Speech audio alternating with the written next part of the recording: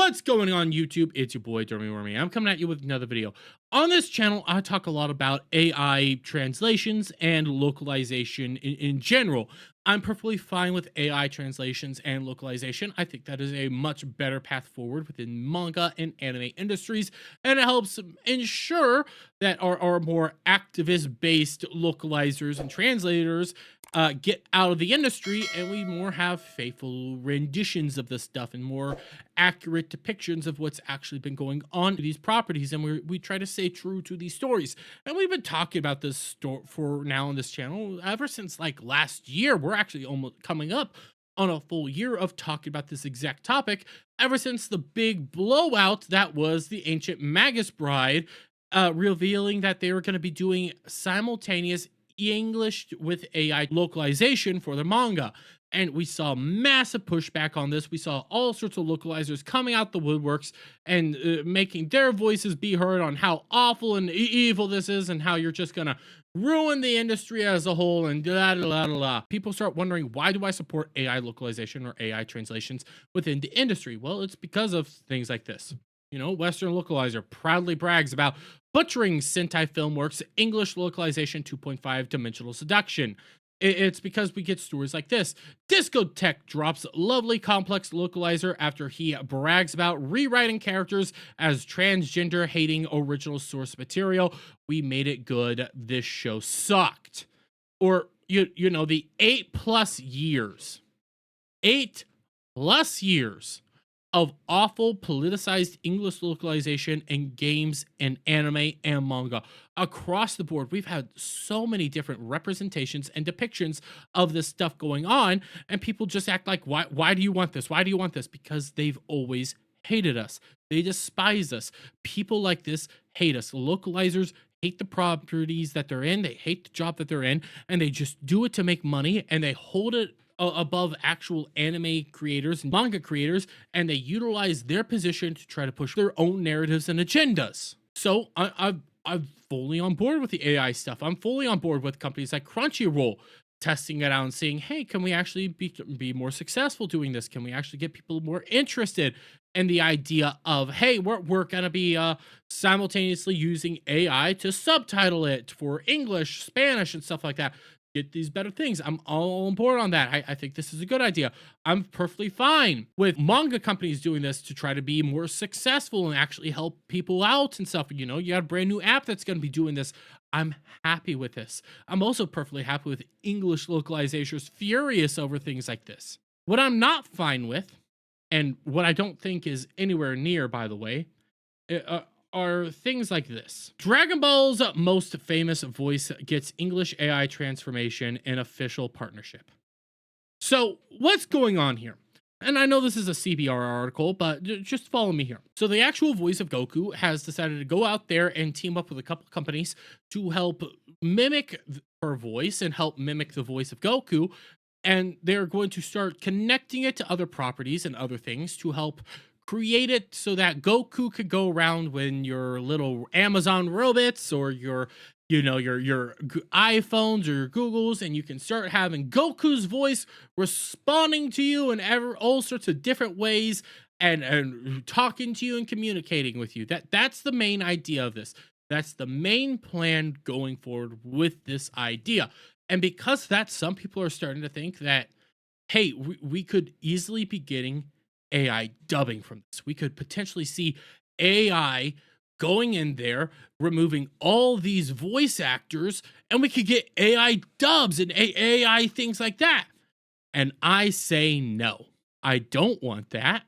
I've never wanted that, and I don't think AI is actually possible of doing that properly. I don't think AI acting is a thing that we should ever be even playing around with. And on top of that, I don't think it can actually do the job properly. And I'll tell you why. My reason for believing this is because when it comes to AI can change words. You can translate words with AI. You can translate this. You can get the subtitles, but it's never going to be quite perfect. I've maintained that position. You are going to need somebody to go in there, clean up the translations, clean it up, make it look good. And, I can come over here to this article and I can scroll on down here and I can show you, like, hey, people were trying to use AI and how bad it is because of things like this. What's the hell you doing? You're going to need an actual human being in there to take a look at it and say, okay, we need to take this out, we need to do that, we need to make it actually flow and work right. The human element is still required in all this. It's not perfect. It's never going to be perfect. But when it comes to dubbing, when it comes to voice acting, when it comes to these more particular things, it can't do it.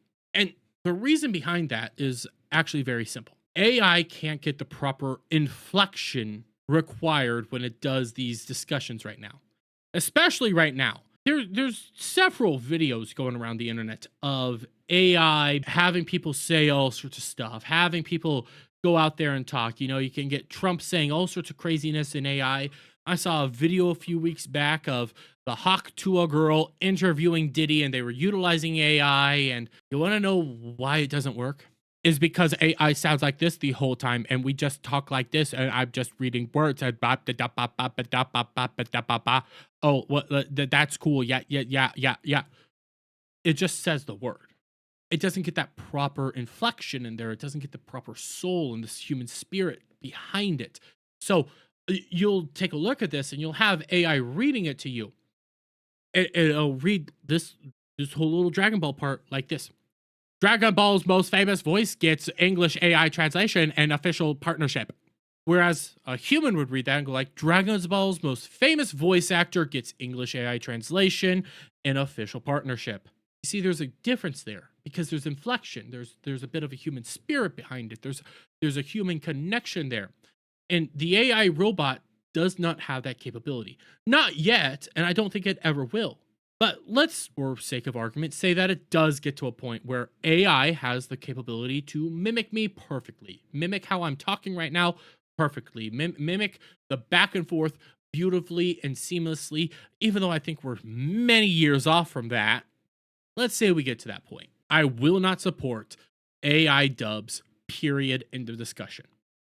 Because that is now going so far as actually taking the job away from an actor, taking a job away from somebody that is the human element behind all this, is the spirit behind all this. The human touch, the human spirit, the human emotion is extremely important in dubbing and acting and film work and animation, so on and so forth.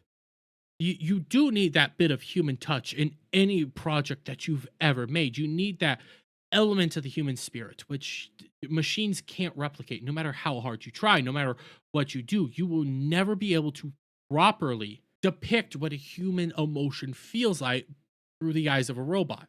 A robot will never be able to have Kakarot watch Krillin get blown up in front of him and have that gut-wrenching scream. It'll just come out here and mimic it, but it's not real. It's not actually a part of it, and you'll never believe that Goku actually felt that. Whereas it stands right now, Goku does feel that. You know that because there's a human element there. There's a human bit there. When it comes to the words, okay, the words, the wording, eventually, I do believe AI will have the proper capability to take Japanese text, properly translate it, and localize it properly without the human element ever coming there. But the thing is, the human element already started. The human element was already there from the very beginning. The human had to write the initial story. The human had to make the initial connection to it. For Berserk, for example, Kentaro Miura wrote this. He drew this, even. Like, the story is his. The story is all him. But he wrote it initially. He's the one that created this project. He's the one that created this property. The human element part of Berserk is Kentaro Miura writing it out, giving gut to story. That's that human element. So when the AI comes in to translate it and localize it properly, that's a machine. You don't need that part. The human's already there. But let's say we're going to be animating this, even though I say let's never animate Berserk. When it comes to the animating, you'll need that point of human contact. Each character needs to be depicted a certain way. Each character is different. A robot will not be able to decide whether Casca, Griffith, and Berserk should have different inflection points, different moments to show their emotion. They'll be similar. They'll all be the same. They'll never be able to get to that point where you can feel that it's not human or feel that it's human or anything like that. You'll never have that. The human emotion and the human spirit is always important in all this. This is the one thing that I think AI can't do, will never be able to do. And if it does get to the point of being able to do it, I will firmly stand in its way because I don't think this will ever be conducive of a proper piece of art, a proper piece of work when we're trying to mimic what people say and how people sound. I don't think that's a good idea. I think that's a bad idea. And I think that's taking this all a step too far. I think we're ways off from it. I don't think we'll ever actually get there. But if we do, I'll stand firmly on the side of I don't want AI mimicking Goku's voice, mimicking any voices, and I will never, ever want to sit there strapped into my Oculus system and say, hey, Oculus, show me Guts from Berserk battling Spider-Man on the tip of Mount Doom. I never want to be in that society because I feel like that is a crumbling society and a moment of pure failure in entertainment. But I'm going to leave you there. Let me get you guys' thoughts on all this down in the comments below. If you like this video, please give it a thumbs up, share it with friends, hit the subscribe button, hit that notification bell for every time I put out a new video live, and I'll see you on the next one. Bye for now.